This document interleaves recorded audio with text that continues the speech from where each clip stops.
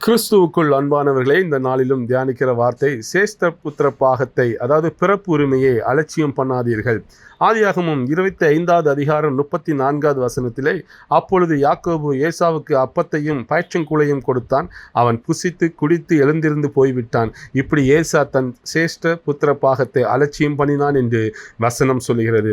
அதாவது ஏசா மற்றும் யாக்கோபின் கதை, ஆதியாகமம் 25வது வருடத்தில் வருகிற அந்த கதைகள் இன்றைக்கு ஆவிக்குரிய ஒரு பிறப்புரிமையின் முன்னுதாரணமாக செயல்படுகிறது. அது ஒரு நிழலாக, ஒரு எடுத்துக்காட்டாக புதிய ஏற்பாட்டிலே வாழ்ந்து கொண்டிருக்கிற நம்ம ஒவ்வொருவருக்கும் அந்த சம்பவம் இன்னைக்கு நமக்கு சொல்லுகிறது. அங்கு ஏசா தனக்கு தேவையான ஒரு உடனடி திருப்திக்காக, ஒரு வயிற்று பசிக்காக தன்னுடைய பிறப்புரிமையை, சேஷ்டபுத்திர பாகத்தை வெறுக்கிறான். ஆனால் அதே நேரத்தில் யாக்கோபு அதை மதிக்கிறார். ஒருவேளை அவங்க அம்மா சொல்லி கொஞ்சம் அவங்க கன்னிங்காக பண்ணாலும் அது வேண்டும் என்று ஆசைப்பட்டு அதற்கான முயற்சிகளை அவர் எடுக்கிறார். ஏன்னா அதோட வேல்யூ அன்னைக்கு அவருக்கு தெரிந்திருக்கிறது. அது ஒரு ஆவிக்குரிய ஆசீர்வாதங்களையும் இந்த பூமியிற்குரிய ஆசைகளுக்கும் இடையான ஒரு வேறுபாட்டை இது இன்றைக்கு விளக்கி நமக்கு காட்டுகிறதாக இருக்கிறது. ஸோ புதிய ஏற்பாட்டிலே அந்த பிறப்புரிமை, சேஷ்டபுத்திர பாகம் என்பது முதலாக இயேசு கிறிஸ்து மீதான விசுவாசத்திலே நமக்கு இன்றைக்கு அது உண்டாகிறது.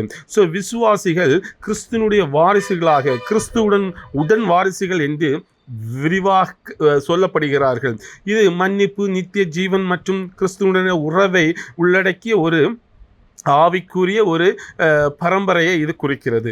ஸோ இன்றைக்கு நாம் கிறிஸ்துவை விசுவாசிக்கிற பொழுது, ரட்சிப்பை நாம் பெற்றுக்கொள்கிற பொழுது, புதிதாக பிறக்கிற பொழுது நாம் ஒவ்வொருவருமே இன்று கிறிஸ்துவுடையவர்களாக, கிறிஸ்துவின் பிள்ளைகளாக, அவருடைய சுதந்திரராக நாம் ஒவ்வொருவருமே மாற்றப்படுகிறோம். எப்படி ஈசாக்குக்கு ஏசா, யாக்கோபு என்ற 2 பசங்க இருந்தாங்களோ, அதே போல் இன்றைக்கு இயேசு கிறிஸ்துவுக்கு அவரை விசுவாசிக்கிற ஒவ்வொருவருக்கும் நாம் பிள்ளைகளாக இருக்கிறோம். எப்படி ஈசாக்குடைய ஆசீர்வாதங்கள் அன்றைக்கு அவருடைய பிள்ளைகளுக்கு செல்லுமோ, அதே போல் இந்த கிறிஸ்துவுடைய ஒவ்வொரு ஆசீர்வாதங்களும் இன்றைக்கி நமக்கு எல்லாம் சொந்தமாக இருக்கிறதுங்க.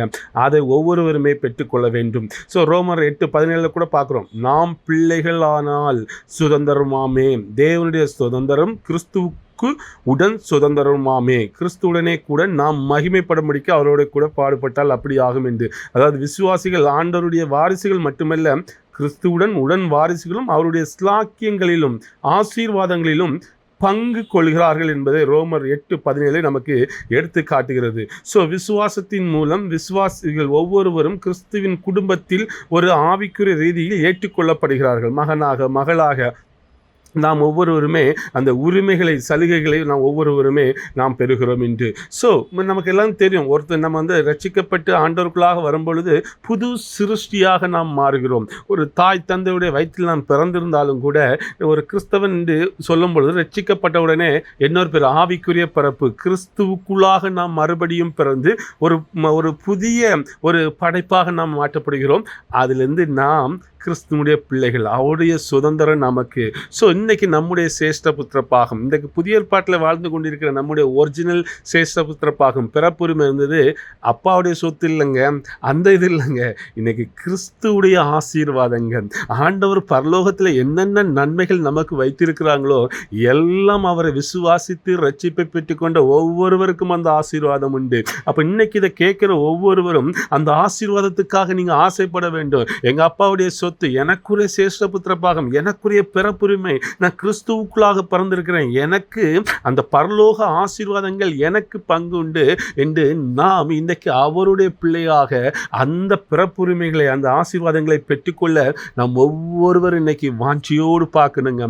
அதை அலட்சியம் பண்ணுகிற கிறிஸ்தவர்களுக்கு அநேக பேர்கள், யாருக்கும் சரியா அதை வச்சு யாருக்கும் சிலர் கவலையே இல்லை. இந்த ஏசாவை போல அநேக பேர் இருக்கிறார்கள். இல்லை, நாம் இன்னைக்கு ஒவ்வொரு நாளும் கவனமாக இருக்க வேண்டும். நான் கிறிஸ்துவுக்குள்ளாக பிறந்து விட்டேன், எனக்கு அவருடைய ஆசீர்வாதங்களுக்கு நான் சொந்தக்காரன், அதை நான் எப்படியாவது பெற்றுக்கொள்ள வேண்டும் என்ற ஒரு வாஞ்சை இன்னைக்கு ஒவ்வொருவருக்குள்ளாக வர வேண்டும். ஸோ ஒருவேளை இன்னைக்கு ஆண்டவரை விட்டு பின்வாங்கி போயிருப்பீர்களானால், ஒருவேளை இந்த ஆசீர்வாதத்துக்கு நான் சொந்தக்காரன் இல்லை என்ற ஒரு எண்ணம் உங்களுக்குள்ளே இருக்குமானால் கவலைப்படாதீர்கள். லூக்கா 15ஆம் அதிகாரத்தில் ஒரு கெட்ட குமாரன் ஓமை நமக்கு தெரியும். தனது குடும்பத்தை இழந்த ஒரு மகன் ஆண்டவருடைய கிருபையும் மன்னிப்பையும் குறிக்கும் விதமாக இருகரம் நீட்டி குடும்பத்துக்குள் எவ்வாறு வரவேற்கப்பட்ட அந்த தகப்பன் எப்படி அந்த மகனை அவர் இருகரம் நீட்டி அழைத்து மறுபடியும் ஏற்றுக்கொண்டார் என்பதை சொல்லுகிறார். இன்றைக்கு ஒருவேளை இந்த வார்த்தையை கேட்கிற ஒவ்வொருவரும் ஆண்டவரை நோக்கி பார்ப்பீர்களான, ஆண்டவரே, நான் உம்முடைய மகன், உம்முடைய மகள், எனக்கு உம்முடைய ஆசீர்வாதம் வேண்டும், நான் கொஞ்சம் பின்வாங்கிவிட்டேன், நான் இதை குறித்து கவலை இல்லாமல் இருந்து விட்டேன், உங்களுடைய பரலோக ஆசீர்வாதங்களை குறித்து நான் எண்ணவே இல்லை, இப்படி இருப்பீர்களானால், தூரம் போயிருப்பீர்களானால் உங்களுக்கான நற்செய்தி, நீங்கள் அவரிடம் வாருங்கள். அவர் இன்னைக்கு இயேசு கிறிஸ்து உங்களை இருகரம் நீட்டி அழைத்து மறுபடியும் உங்களை அவர் பிறக்க வைத்து அவர் இன்னைக்கு அந்த ஆசீர்வாதங்களை எல்லாம் உங்களுக்கு தர வல்லவராக இருக்கிறார். இந்த எபிரேயர் 12ஆம் அதிகாரம் 15, 16, 17 பார்க்கும் பொழுது ஒரு விசுவாசிகள் தங்களுடைய பிறப்புரிமையை எப்படி பற்றிக்கொள்ள ஊக்குவிக்கிறதுன்னு பாருங்களாம். அதாவது சொல்கிற தேவனுடைய கிருபையை இழந்து போகாதபடிக்கு யாதொரு கசப்பான வேறு முளை திரும்பி கலகம் உண்டாகிறதுனால் அநேகர் தீட்டுப்படுகிறார்கள். ஸோ ஆண்டவருடைய கிருபையை யாரும் நம்ம இழந்து போகக்கூடாதுங்க. அதுக்கு நமக்குள்ள எந்த ஒரு கசப்பான தீமையான காரியங்கள் உள்ளுக்குள் வராதபடிக்கு பாதுகாத்து கொள்ள வேண்டும். அதே தான் அதுக்கு எக்ஸாம்பிளே சொல்றது ஏசாவை தான் அந்த அதிகாரத்தில் சொல்றது. எபிரேயர் 12, 15, 16, 17 பார்க்கும்பொழுது, ஒருவனும் வேசிக்கலனும் ஒருவேளை போஜனத்துக்காக சேஷ்ட புத்திர பாகத்தை விட்டு போட்ட ஏசாவை போல சீர்கெட்டவனாயும் இராதபடிக்கு எச்சரிக்கையாக இருங்கள் என்று வசனம் சொல்கிறது. இன்னைக்கு நாம் கவனமாக இருக்க அழைக்கப்படுகிறோம். இன்றைக்கு ஏசாவை போல இருக்கிறோமா, யாக்கோபை போல இருக்கிறோமா? கொஞ்சம் யோசித்து பாருங்க. நமக்குள் தீமையான காரியங்கள், பொல்லாத எண்ணங்கள், கசப்பான வேர்கள் இருந்து நாம் நம்முடைய சேஷ்ட புத்திர பாகத்தை ஏசாவை போல இழந்து கொண்டு இருக்கிறோமா? இல்லை. இன்னைக்கு ஆண்டவருக்கு பிரியமாக வாழ்ந்து அவருடைய உரிமைக்கு சொந்தக்காரருக்காக தகுதியுள்ளவராக இருக்கிறோமா? நம்ம மனசாட்சியே நமக்கு சொல்லுங்க நம்ம எப்படி இருக்கிறோம் என்று நீங்கள் கொஞ்சம் யோசித்து பாருங்க. ஒருவேளை இன்னைக்கு உங்களுக்கு ஒரு கலக்கம், இப்படிப்பட்ட காரியங்கள், ஐயோ நான் ஆண்டவரை விட்டு பின்வாங்கி போயிட்டேன் என்ற ஒரு எண்ணம் இருக்குமானால் உங்களுக்கான ஒரு நற்செய்தி இது. இன்றைக்கு அந்த இயேசுவிடம் நீங்கள் மறுபடியும் திரும்பி வாருங்கள். அவர் உங்களை இருகரம் நீட்டி அழைத்து அவர் உங்களை ரட்சித்து மறுபடியும் ஆசீர்வாதத்தை தருவார். சில நேரங்களில் இந்த ஏசா அதுக்கு பிறகு பார்க்கும்போது ஏசாவுடைய காரியங்களில் அழுகிறாரு, கவலையோடு கண்ணீர் விட்டு மறுபடியும் தேடுகிறார். எனக்கு எப்படியாவது இந்த ஆசீர்வாதத்தை சுதந்திரத்துக் கொள்ள வேண்டும் ஆசைப்பட்டார். ஆனால் கிடைக்காம போயிட்டுங்க. அதனால் நமக்கு கொடுக்கப்பட்ட அந்த நாட்கள், இந்த நாட்களிலே ஒரு கிருபை பொருந்திய இந்த நாட்களிலே நமக்கு ஆண்டவர் அழகான ஒரு காலத்தை தந்திருக்கிறார். அதில் நாம் இதை பெற்றுக்கொள்வோம். சில நேரங்களில் அந்த காலங்கள் இல்லாத பொழுது நாம் நினைத்தாலும் கிடைக்காதுங்க, நாம் கதறினாலும் கிடைக்காம போயிடக்கூடாது. அதனால் இன்னைக்கு காலத்தை பிரோஜனப்படுத்துங்கள். நமக்காக கொடுக்கப்பட்ட ஒரு அற்புதமான வேலை. இயேசுவை நோக்கி பார்க்கிற ஒவ்வொருவருக்கும் இன்றைக்கு அந்த பிறப்புரிமை, சேஷ்டபுத்திர பாகம், பரலோகத்தின் தேவனுடைய ஆசீர்வாதங்களுக்கு நீங்களும் நானும் சொந்தக்காரர்கள். அவருக்குள் பிறந்த ஒவ்வொருவருக்கும் அந்த ஆசீர்வாதம் உண்டு. என்னுடைய ஆசீர்வாதம், உங்களுடைய ஆசீர்வாதம் தேவனிடத்திலிருந்து வருகிறது. நான் அவர் ஆசீர்வாதத்துக்கு சொந்தக்காரனா இருக்கிறேன் என்ற ஒரு நம்பிக்கை உங்களுக்கு உண்டாகட்டும். அதை சுதந்திரிக்க வேண்டும் என்ற ஆசை இன்றைக்கு உங்களுக்குள்ள உண்டாகட்டும். நாம் அதை தேடுகிற பொழுது தேடுகிற எவனும் ஆண்டவரிடம் பெற்றுக்கொள்கிறான், கேட்கிற எவனும் பெற்றுக்கொள்கிறான், தேடுகிறவர்கள் கண்டடைகிறார் என்று வசனம் சொல்கிறது இல்லையா? அதே போல் இன்னைக்கு நாம் தேடுகிற பொழுது, நாம் கேட்கிற பொழுது பெற்றுக்கொள்கிறோம். ஆண்டவர் அந்த ஆசீர்வாதங்களை தர வல்லவராக இருக்கிறார். அதனால் இன்னைக்கு நாம் ஆண்டவரை நோக்கி பார்ப்போம். இந்த ஏசாவை போல நிர்விசாரமாக இந்த காரியத்தில் யார் இருந்துடாங்க, நான் கிறிஸ்தவ பேர் வச்சிருக்கேன், அதெல்லாம் இருக்கட்டும், அதனால எந்த பிரயோஜனமும் இல்லை. கிறிஸ்துவை உண்மையாக உள்ளத்துக்குள்ளே ஏற்று அவரை எப்பொழுதும் தேடுகிற, துதிக்கிற, கிறிஸ்துவோடு நடக்கிற அனுபவம் உள்ளவங்களுக்கு ஆண்டவர் தன்னுடைய ஆசீர்வாதங்களை எல்லா வேளையிலும் கொடுக்க அவர் ஆயத்தமாக இருக்கிறார். இருகரம் நீட்டி ஆண்டவர் அழைக்கிறார். அவர் எல்லா வேளையிலும் ஆயத்தமாக இருக்கிறார். குறை மனிதரிடம் உள்ளது.